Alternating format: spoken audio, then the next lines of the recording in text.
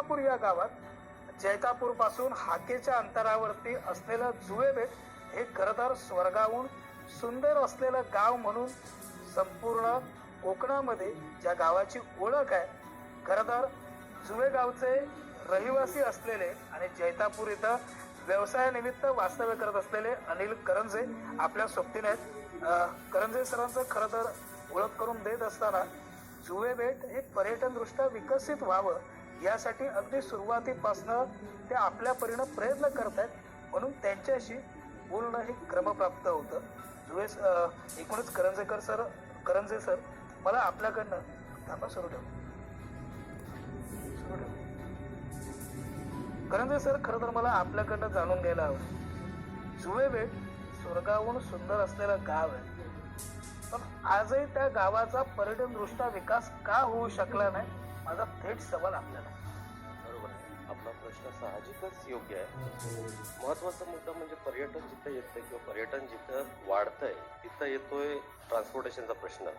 जसं की म्हटलं आपलं जो बेट आहे, चारी बाजूने खारं पाणी आणि मधोमध तो एक 45 हेक्टरचा भूभाग आहे.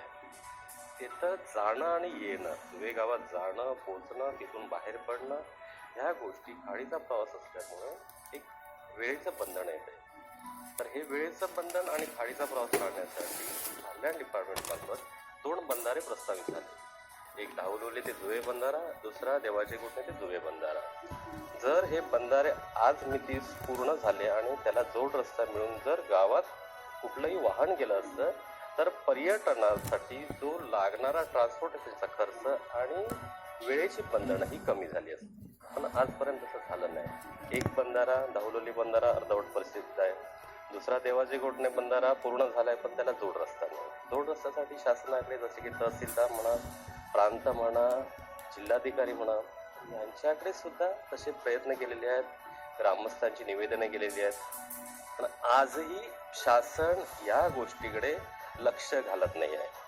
शेवटला शासनाला कंटाळून आम्ही जुवे ग्रामस्थांनी मुंबई हायकोर्टकडे याची दाद मागितली आणि मुंबई हायकोर्टने आता कलेक्टरला एक ऑर्डर काढले की संबंधित रस्त्यासाठी जो देवाचे गोठणे मुख्य रस्ता ते जुवे देवाचे गोठणे बंधारा या रस्त्याला जोड रस्त्यासाठी लागणारी जमीन शासन नियमाप्रमाणे संपादन करून सदर बंधाऱ्याला जोड रस्ता, सदर गावाला जोड रस्ता द्यावा.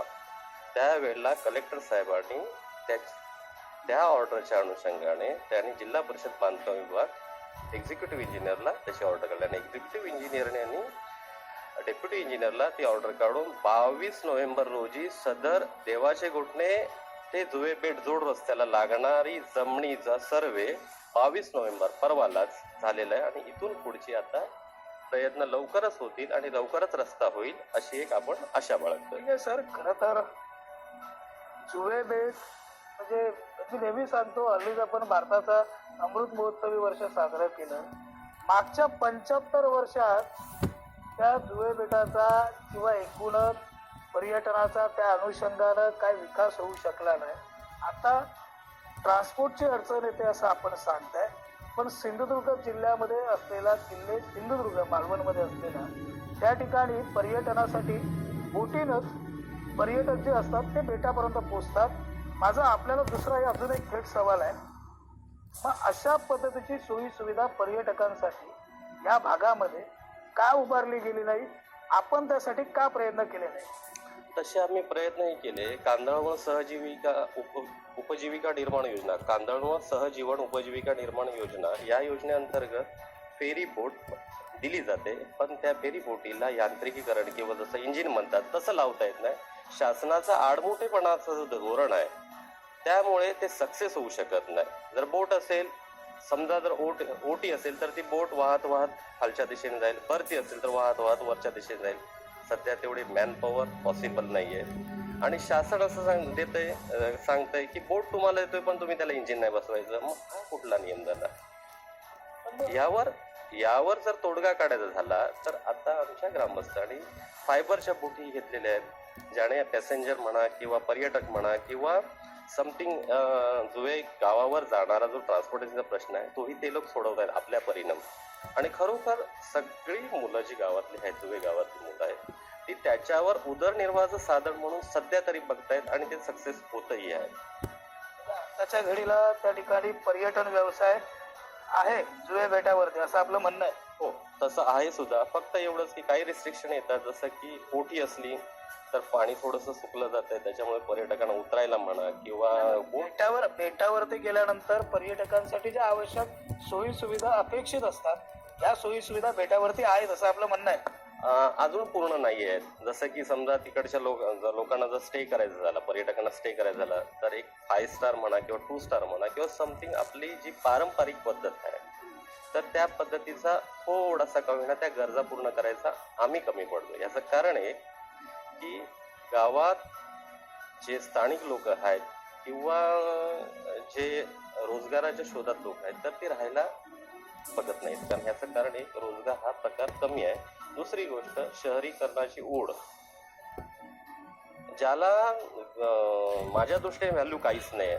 शहरातलं वाटतंय टॉलेजंग इमारती सगळं लाईट आणि हा वाटतोय, तर त्याला ह्या तरुण पिढीने बळी न पडता आपल्या गावात पर्यटनाच्या व्यवसायाशी निगडीत, जसं की मी बोललो फेरीबोटी आहेत, त्याच्यानंतर मरीन फूड जो डेव्हलपमेंट जो प्रकार येतोय, म्हणजे जसं की आपल्याकडे मुळे येतात, कालवं येतात, मासे येतात किंवा माशाचे बरेच प्रकार आहेत, कोळंबीचे बरेच प्रकार आहेत, खेकड्याचे बरेच प्रकार आहेत. तर ह्याच्या डिशेस म्हणा किंवा त्याच्या जेवणाचे प्रकार म्हणा, जर असे पर्यटकांना जर आपण आकर्षित करण्यासाठी एखादी योजना आखली की बाबा तुम्ही 15 लोक या, 15 लोकांना आम्ही एवढ्या लोकांना एवढ्या रुपयात आणि एवढ्या वेळेत आणि एवढ्या अवधीत, आणि असं आम्ही बाबा 10 लोक आली तर एवढ्या पैशात, असं जर पॅकेज जाहीर केलं तर मला वाटतं पर्यटक खास करून आकर्षित होऊ माझा शकतात. प्रश्नच तो आहे आणि की तिकडच्या स्थानिक आणि सर ज्या पद्धतीनं म्हणावं त्या पद्धतीनं पर्यटन दृष्ट्या पर्यटकांना आवश्यक असलेल्या सोयी सुविधा पुरवण्यामध्ये आपण कमी पडतोय का,